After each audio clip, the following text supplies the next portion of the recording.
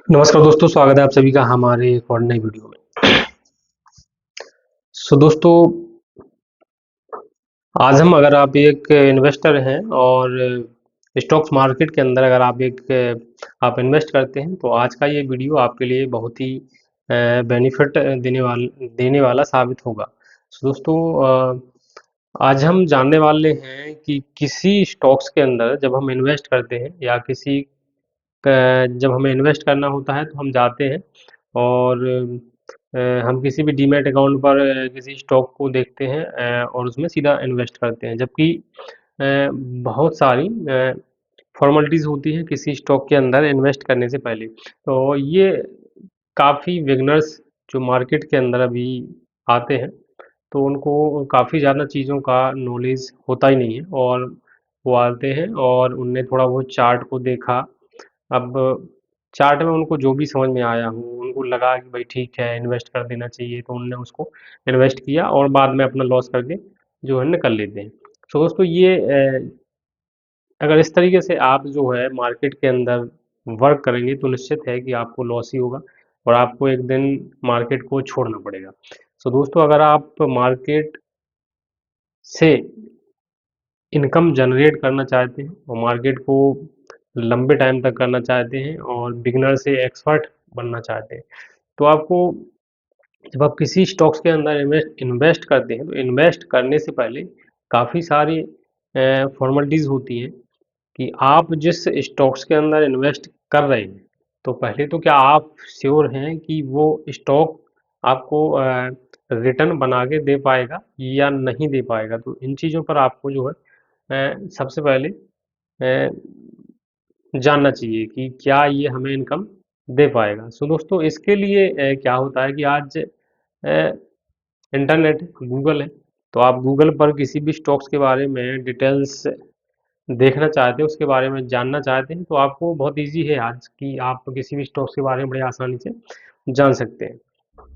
YouTube है, तो बहुत सारे प्लेटफॉर्म्स हैं ऑलमोस्ट। अगर आप उस चीज़ को जानना चाहते हैं तो, अगर आप नहीं जानना चाहते हैं, आप वैसे ही जो जो आपका चल रहा है उसी को वैसे ही चलने देते हैं, तो वो फिर आपकी मर्जी।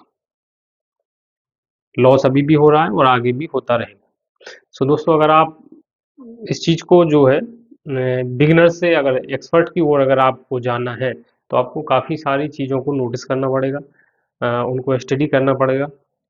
तो सबसे पहले जो प्रोसेस होती है जब आप किसी स्टॉक्स में इन्वेस्ट करने के लिए जाते हैं, तो सबसे पहले जो टॉपिक निकल के आता है वो होता है कंपनी, कि आप किस कंपनी के स्टॉक्स में इन्वेस्ट करने वाले। दोस्तों, क्या वो कंपनी हमें बेनिफिट देगी, दे पाएगी या नहीं देगी, ये चीज़ें यहीं से हम जो है डिसाइड करने का जो प्रोसेस है देखेंगे। दोस्तों, मान लीजिए कि हम किसी कंपनी के अंदर इन्वेस्ट करना चाहते हैं, तो सबसे पहले तो हमें उस कंपनी के बारे में जानना होगा।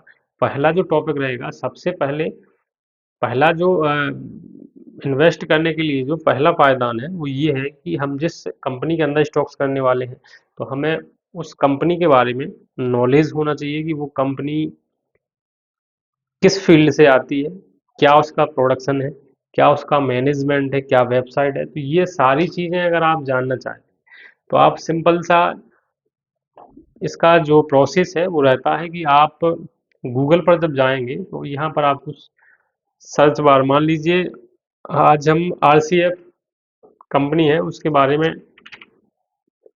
डिस्कस करने वाले हैं, तो आरसीएफ लिखेंगे और विकिपीडिया लिख के हम जिसको इसको जो है सर्च कर लेंगे, तो यहाँ पर जो है विकिपीडिया, यहाँ Rashtriya chemical and fertilizers company RCF, तो इसके बारे में काफ़ी सारी जानकारी, जो भी कंपनी का जो मैनेजमेंट है एंड जो भी कंपनी का प्रोडक्शन है, कंपनी कब बनी है, कब से चल रही है, क्या क्या प्रोडक्शन है, ये ऑलमोस्ट सारी डिटेल्स जो है वो आपको यहाँ पर जो है देखने के लिए मिल जाएंगी। दोस्तों, ये क्या इसका टर्नओवर रहा, वो सारी चीज़ें ऑलमोस्ट अगर आप उसको देखना चाहें तब, और इसका जो कंपनी का जो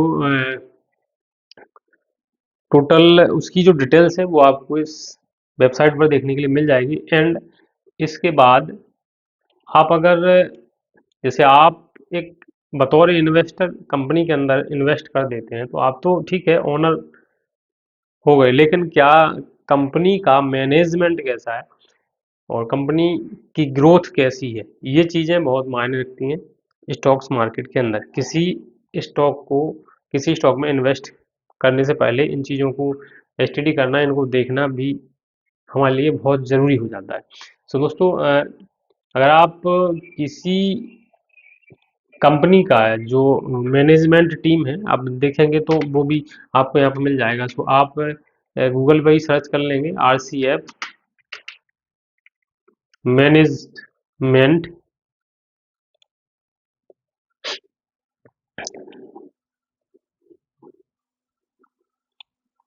सो आपको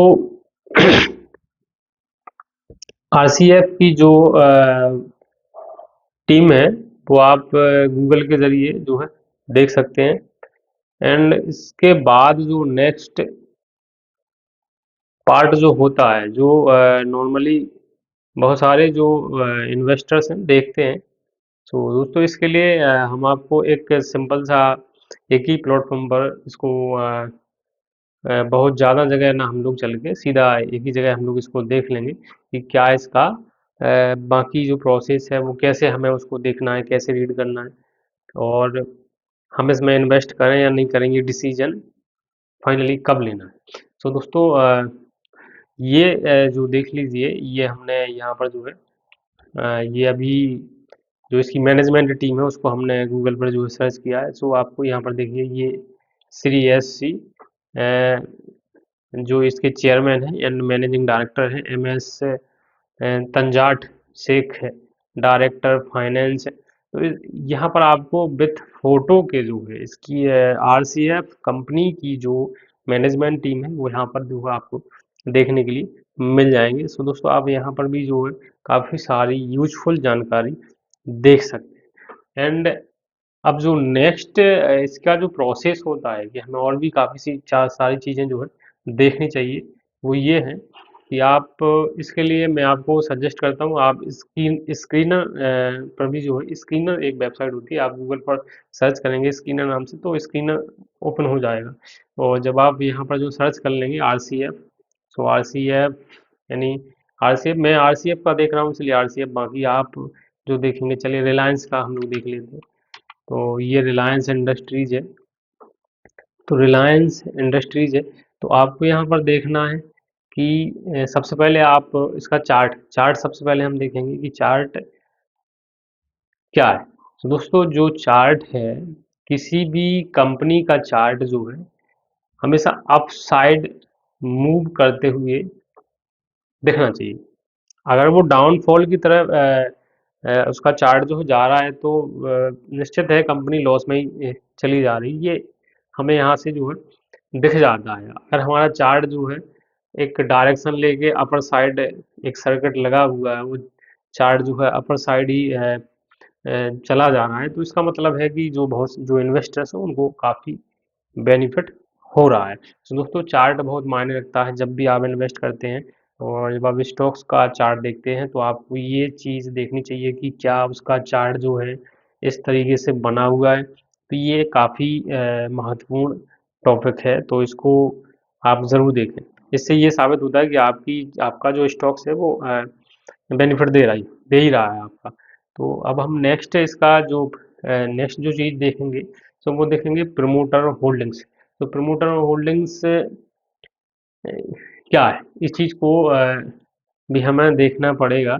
सो दोस्तों प्रमोटर होल्डिंग्स हम यहाँ देख लेंगे, ये ये रही, ये इसको हम शेयर होल्डिंग्स भी बोलते हैं।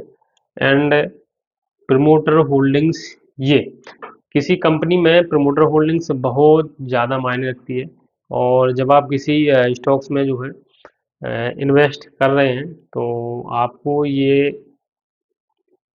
सजेस्ट दिया जाता है कि कंपनी का जो प्रमोटर होल्डिंग्स है मिनिमम 50% से नीचे नहीं होना चाहिए। तो दोस्तों कंपनी का जो प्रमोटर होल्डिंग्स है 50% से नीचे नहीं होना चाहिए। अभी हमने जो है आरसीएफ को ओपन किया है।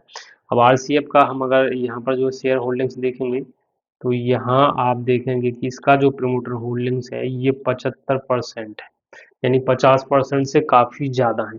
तो दोस्तों प्रमोटर होल्डिंग्स क्यों ज़रूरी होता है? प्रमोटर होल्डिंग्स इसलिए ज़रूरी होता है कि बहुत सारे मान लीजिए बहुत सारे इन्वेस्टर अगर प्रमोटर के पास स्टॉक्स कंपनी के कम हैं तो बहुत सारे लोग जब कंपनी के अंदर इन्वेस्ट कर देते हैं और जब बहुत भारी मात्रा में उसकी सेलिंग की जाती है तो ऐसी स्थिति में स्टॉक्स जो कंपनी के जो स्टॉक्स हैं वो उनमें काफ़ी ज़्यादा गिरावट आती है। गिरावट आने के कारण हम जैसे लोगों को छोटे जो इन्वेस्टर होते हैं उनको निकलने का मौका भी नहीं मिलता, उनको काफ़ी ज़्यादा लॉस उठाना पड़ जाता है। तो ऐसी स्थिति ना बने इसलिए जो छोटे इन्वेस्टर्स हैं और भी जो लोग इन्वेस्ट करते हैं उनको ऑलमोस्ट देखना चाहिए कि किसी कंपनी के अंदर जो है प्रमोटर होल्डिंग्स मिनिमम 50% से ऊपर ही होना चाहिए। ऐसे स्टॉक्स में आपको इन्वेस्ट करना चाहिए।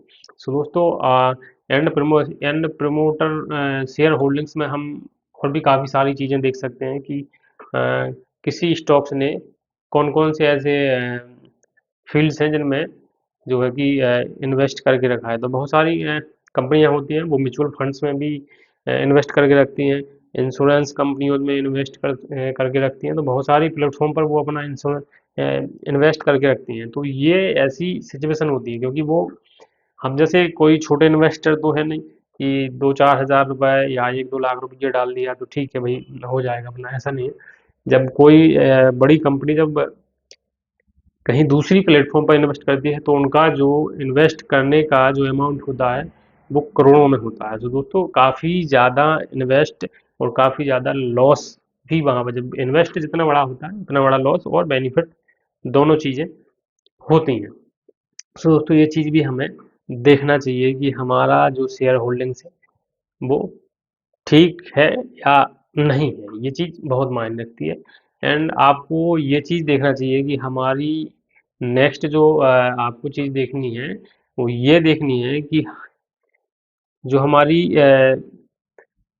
कंपनी, जिस कंपनी में हम इन्वेस्ट कर रहे हैं उस पर डेप्ट कितना है या वो डेप्ट फ्री है, ये चीज़ आपको देखनी चाहिए। सो दोस्तों जैसे अब मैं यहाँ पर हमें दिख रहा है ये कंपनी की बैलेंस शीट है और यहाँ पर जो है ये डेप्ट है, बोरोविंग यानी कि उधार। तो ये आप देखेंगे 2014 का यहाँ ये शो कर रहा है। अब यहाँ पर देखिए 1780, फिर ये प्लस हुआ 2018 में ये कंपनी ने इसको कम किया तो ये 1331 करोड़ के अप्रोक्स जो है यहाँ हुआ। और अभी हम 2025 की बात करें तो ये 2025 है और 2025 में अप्रोक्स 2762 करोड़ रुपए के आसपास कंपनी का जो है डेप्ट कंपनी के ऊपर अभी है। सो दोस्तों ये डेप्ट जो है हमें देखना चाहिए कि कंपनी के ऊपर कितना सारा डेप्ट है। इस कंपनी का जो टोटल कैपिटल है उसके अप्रोक्स, तो ये चीज़ हमें देखना चाहिए। कंपनी का जो बेनिफिट है वो क्या निकल के आ रहा है ये चीज़ हमें देखनी चाहिए। जैसे कि हम यहाँ पर देखें ये हमारा नेट प्रॉफिट यहाँ जो दिखाई दे रहा है, आप ये देखिए ये हमारा नेट प्रॉफिट है, ये 2014 है। तो ये अपना 2025 इसका 328 करोड़ रुपए के अप्रोक्स ये अपना ये रहा।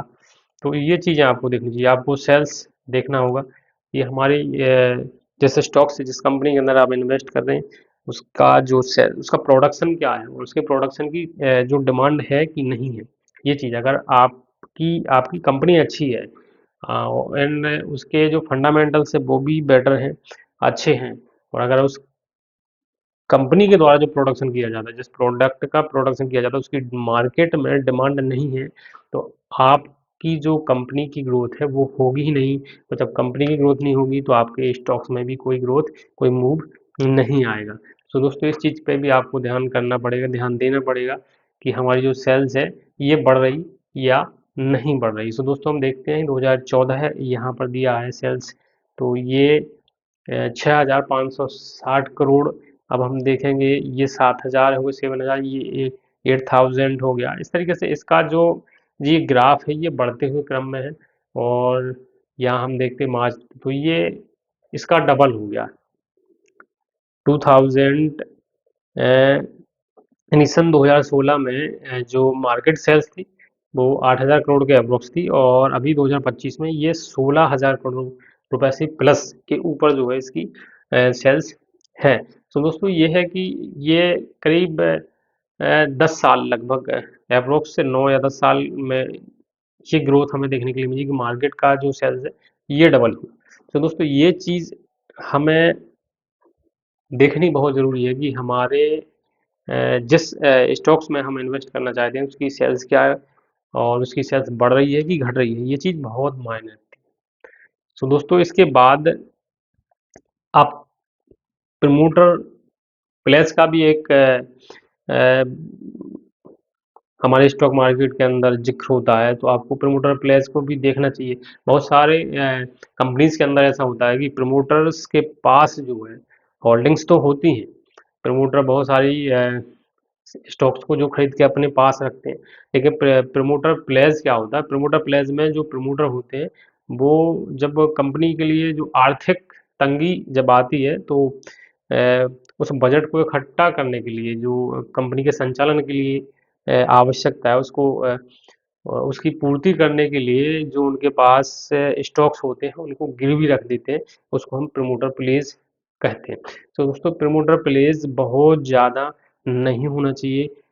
अगर प्रमोटर प्लेस बहुत ज़्यादा है किसी कंपनी का, तो दोस्तों ऐसे में बहुत ज़्यादा चांसेस होते हैं कि अगर कंपनी वो पैसा किसी बैंक को अगर नहीं दे पा रही, मान लीजिए किसी बैंक ने स्टॉक्स को प्लेस करके रखा है यानी गिरवी रखा है, अगर कोई कंपनी अगर वो पेमेंट के बैंक का नहीं कर पा रही, तो ऐसी स्थिति में क्या होता है कि वो बैंक जो स्टॉक्स जो उसने गिरवी रखे हुए हैं वो स्टॉक्स को सेल कर देगी।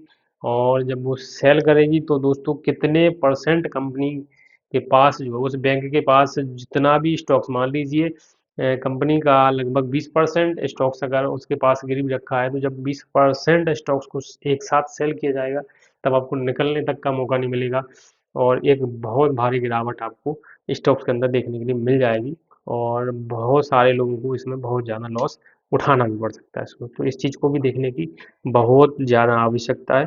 तो आप इन सारी चीज़ों को देखने के बाद ही किसी स्टॉक्स के अंदर इन्वेस्ट करें।